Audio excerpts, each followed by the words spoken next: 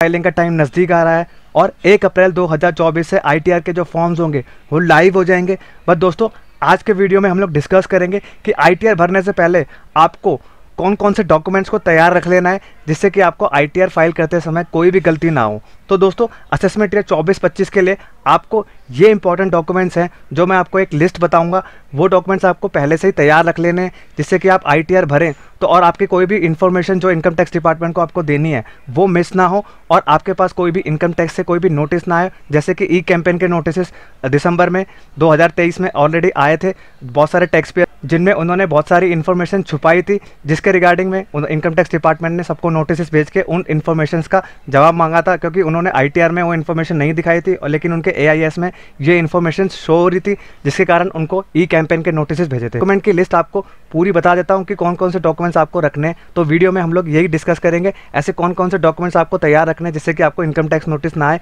और आप अपना आईटीआर असेसमेंट ईयर 24-25 का और अच्छे से फाइल कर पाए। दोस्तों, वीडियो को स्टार्ट करते हैं। अब जो पहला बेसिक डॉक्यूमेंट है वो आपको फॉर्म 16 ले लेना है अपने एम्प्लॉयर से फाइनेंशियल ईयर 23-24 का, जिसको हम लोग टीडीएस सर्टिफिकेट भी बोलते हैं। तो पहला बेसिक डॉक्यूमेंट आपका हो गया फॉर्म 16, आपको अपने एम्प्लॉयर से चारों क्वार्टर का ले लेना है 23-24 का। तो दोस्तों, नेक्स्ट आपका आता है, अगर आप एक पेंशनर है जिनकी एज 60 ईयर्स और 80 ईयर्स से अबव है तो आपको क्या करना है, अपने जो पेंशन आपको बैंक में आती है उस बैंक का आपको इंटरेस्ट जहाँ पे मिलता है और आपकी जहाँ पेंशन आती है तो वो आपको पहले से प्रूफ के तौर पे तैयार रखना है जिससे कि आप अपना आईटीआर फॉर फाइनेंशियल ईयर 23-24 यानी कि असेसमेंट ईयर 24-25 का अच्छे से भर पाएँ। तो दोस्तों, नेक्स्ट हम बात करते हैं कि आपको जो सारे बैंक अकाउंट्स है वो आपको अब डिस्क्लोज करने हैं, यानी कि आपका अगर करंट अकाउंट हो या आपका सेविंग अकाउंट हो वो आपको सारे के सारे डिस्क्लोज करने हैं अपने आईटीआर में। पहले क्या हुआ करता था कि जो पहले आईटीआर के जो ऑफलाइन फॉर्म्स होते थे या कोई सॉफ्टवेयर के थ्रू आप आईटीआर फाइल करते थे उसमें क्या होता था कि सारे के सारे बैंक अकाउंट ऐड करने का ऑप्शन नहीं आता था। लेकिन अब इनकम टैक्स डिपार्टमेंट ने क्या करा है कि वो ड्रॉप डाउन मेनू करके दे दिया। अगर आपका करंट अकाउंट है तो करंट अकाउंट सेलेक्ट करिए, जितने खाते आप ऐड करना चाहे उतने ऐड कर सकते हैं, और सेविंग को अपना ड्रॉप डाउन मेनू करके आप सेविंग अकाउंट जितने भी ऐड करना चाहे ऐड कर सकते हैं। तो आपको क्या करना है, आपको सारे के सारे बैंक अकाउंट डिस्क्लोज करना मैंडेटरी है, यानी कि अनिवार्य है, और आप अपने सारे के सारे बैंक अकाउंट्स को अपडेट करवा लेंगे 31 मार्च तक। 1 अप्रैल 2023 से लेके 31 मार्च 2024 तक अपडेट करा लीजिए जिससे कि उसमें सारी की सारी ट्रांजैक्शंस आ जाएं और आप correct data income tax department को रिपोर्ट कर पाएँ। तो दोस्तों, नेक्स्ट आपका आता है, अगर आप एक सैलरी एम्प्लॉय हैं तो आपको सैलरी का प्रूफ हर महीने के आपको सैलरी का ब्रेकअप मिलता होगा, जिसमें आपके सारे परकेसेस और सारे अलाउंसेस जो आपको कंपनी प्रोवाइड कर रही है वो आपको दिए गए होंगे। तो आपको हर मंथ की क्या करनी है, आपको 12 के 12 महीनों की आपको सैलरी की आपको जो डिटेल्स है वो अपने पास रखनी है, और उसमें सारे के सारे अलाउंसेस या एचआरए जो भी आपका अलाउंस मिलता है फॉर फाइनेंशियल ईयर 23-24 वो आपको अपने पास रखने हैं जिससे कि आपके पास प्रॉपर ब्रेकअप अवेलेबल हो और आप अपने जो फाइनल आईटीआर में आप अपना सैलरी का ब्रेकअप दिखाएं तो वो आपके जो 12 महीने का डाटा है उससे मैच करे और आपका कोई भी वेरिएंस ना हो, जिससे कि आप इनकम टैक्स डिपार्टमेंट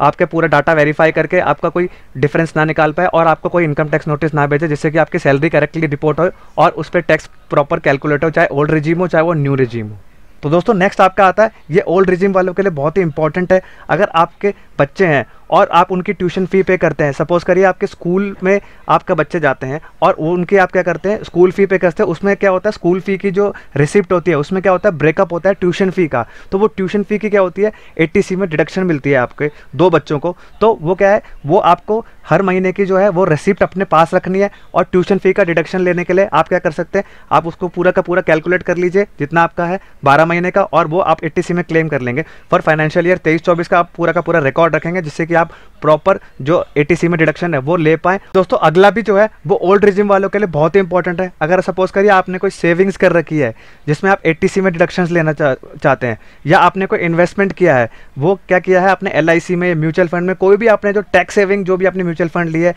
या आपने कोई टर्म प्लान लिया हुआ है उसमें आप क्या करना चाहते हैं 80C में डिडक्शन क्लेम करना चाहते हैं, तो आप क्या कर सकते हैं वो इन्वेस्टमेंट के सारे प्रूफ का रिसिप्ट अपने पास रखेंगे फॉर फाइनेंशियल ईयर 23-24, जिससे कि आप 80C में डिडक्शन ले पाएँ और आप अपना प्रॉपर 1.5 लाख तक का फ़ायदा जो भी आपको 80C में मिलता है वो उसका लाभ आप प्रॉपर उठा पाएँ। दोस्तों, नेक्स्ट भी क्या है, वो ओल्ड रिजिम वालों के लिए बहुत ही इंपॉर्टेंट है। आपको क्या करना है, आपके हाउसिंग लोन का सर्टिफिकेट फाइनेंशियल ईयर 23-24 का वो अपने पास लेके रखना है, जिसमें आपको 2 तरीके के फ़ायदे दिए जाते हैं। प्रिंसिपल अमाउंट जो होता है वो उसकी डिडक्शन आपको 80C में मिलती है, और जो इंटरेस्ट पोर्शन होता है उसकी डिडक्शन आपको क्या मिलती है इनकम फ्रॉम हाउस प्रॉपर्टी में मिलती है। इंटरेस्ट के पोर्शन में सेक्शन 24B के अंदर आपको 2 लाख तक की जो है वो इंटरेस्ट की जो है वो आपको एग्जेम्पशन मिलती है। तो दोस्तों ये आपको हाउसिंग लोन का सर्टिफिकेट आपके लिए बहुत ही इंपॉर्टेंट है। अगर आपने कोई घर खरीदने के लिए लोन लिया है तो उसका सर्टिफिकेट आप पूरे 1 साल का अपने पास रखेंगे, जिससे कि आप इन प्रिंसिपल अमाउंट और इंटरेस्ट पोर्शन का डिडक्शन दो सेक्शन यानी दो हेड में उसका फ़ायदा उठा पाएँ।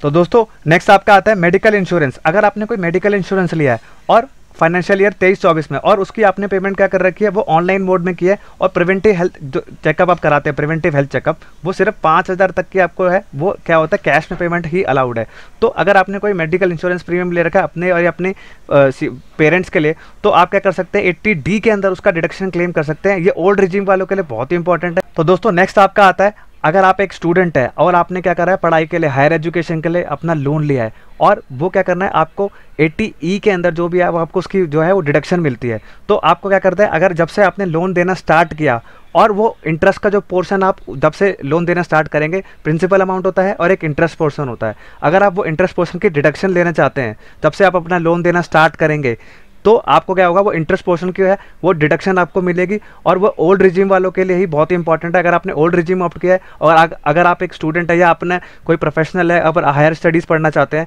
और आपने कोई एजुकेशन लोन लिया है, तो आप क्या कर सकते हैं इस सेक्शन का लाभ उठा सकते हैं और अपने एजुकेशन लोन सर्टिफिकेट यानी कि इंटरेस्ट पोर्शन का आप डिडक्शन क्लेम कर सकते हैं। तो दोस्तों नेक्स्ट आपका आता है, अगर आपने किसी पॉलिटिकल पार्टी को दान दिया है, चंदा दिया है या आपने कोई इलेक्ट्रल बॉन्ड खरीदा है, उसकी अगर आपको रिसिप्ट लेनी है, अगर आपने जितना भी 23-24 में दिया है उसकी जो डिडक्शन आपको मिलती है वो 80GGC में मिलती है। तो आप ध्यान रखिएगा जितना भी आपने पॉलिटिकल पार्टी को पेमेंट किया है कैश में सारा का सारा, यानी कि सपोज करिए 20,000 तक की लिमिट थी, अब उसको बड़ा घटा करके 2,000 कर दी गई है। अगर आपने 2,000 से ऊपर का कैश में दान दिया है तो वो डिसअलाउ हो जाएगा, डिडक्शन में नहीं उसकी मिलेगी। और 2,000 से नीचे नीचे अगर आपने कोई दान दिया कैश में तो वो अलाउ हो जाएगी। तो आपने क्या करा, अगर ये डोनेशंस किए हैं, इलेक्ट्रल बॉन्ड खरीदा या कोई चंदा पॉलिटिकल पार्टी को दिया है फाइनेंशियल ईयर 23-24 में, उसका आपको रिसिप्ट रखना है, जिससे कि आपको, और ये जो पेमेंट होनी चाहिए वो ऑनलाइन मोड में होनी चाहिए अगर आपने 2,000 से ऊपर का अगर चंदा दिया है तो। और डिडक्शन आपको जो मिलेगी वो 80GGC के अंदर आप क्लेम कर सकते हैं। ये ओल्ड रिजीम वालों के लिए बहुत ही इंपॉर्टेंट है। दोस्तों नेक्स्ट आपका आता है, अगर आपने कोई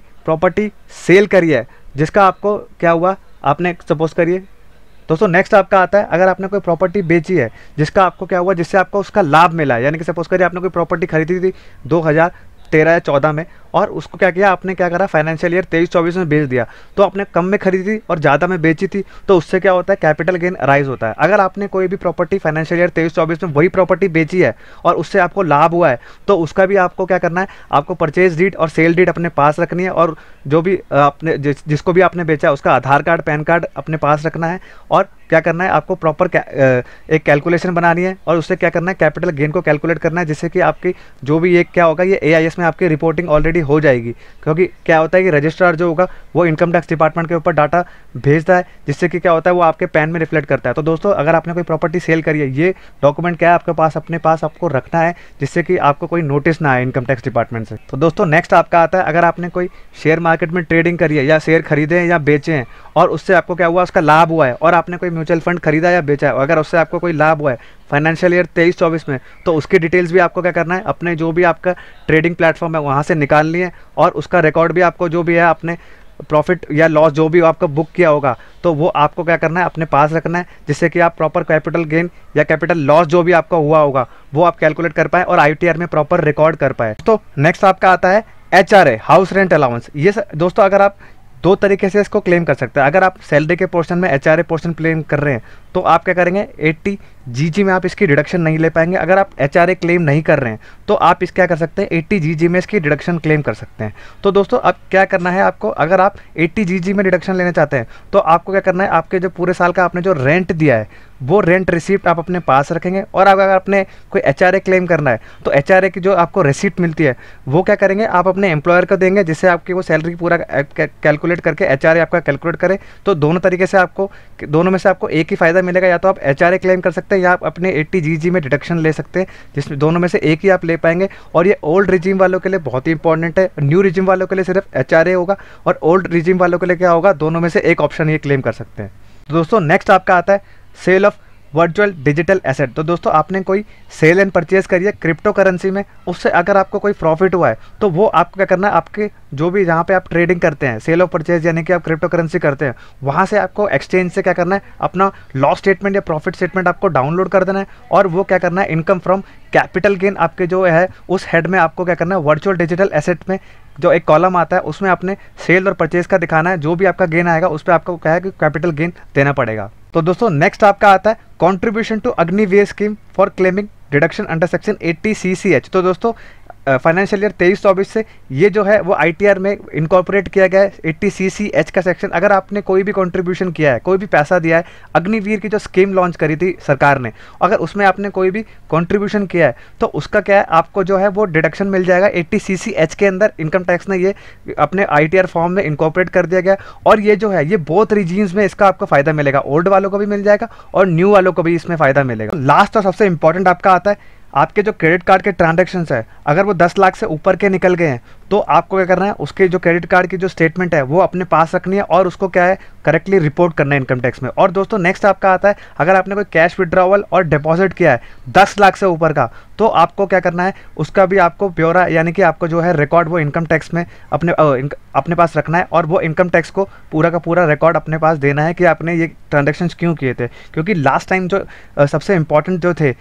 ई कैंपेन के जो नोटिस आए थे वो सिर्फ क्रेडिट कार्ड ट्रांजेक्शन्स और कैश डिपॉजिट और विड्रॉल्स के भी बहुत ही आए थे नोटिस। तो दोस्तों यही जो सारे डॉक्यूमेंट्स आपको क्या करना है, ITR भरने से पहले असेसमेंट ईयर 24-25 की अपने पास रखने हैं। अगर आपने ये सारे के सारे ट्रांजेक्शन्स किए हैं तो आपको अपने पास सारे के सारे रिकॉर्ड रखने हैं जिससे कि आपको कोई भी इनकम टैक्स का नोटिस ना आए या ई कैंपेन का नोटिस ना आए। तो दोस्तों अगर ये वीडियो इन्फॉर्मेटिव लगी हो तो चैनल को लाइक, सब्सक्राइब और शेयर करिए और बेल आइकन भी प्रेस कर दीजिए जिससे कि मैं आपके लिए ऐसे ही इन्फॉर्मेटिव वीडियोज़ लेके आता रहूँ और आपको बताता रहूँ कि कौन कौन से डॉक्यूमेंट्स आपको अपने पास रखने हैं। एंड दोस्तों नियर फ्यूचर में TDS, इनकम टैक्स, GST और टैली से रिलेटेड कोर्सेज लॉन्च करने जा रहा हूँ जो कि बहुत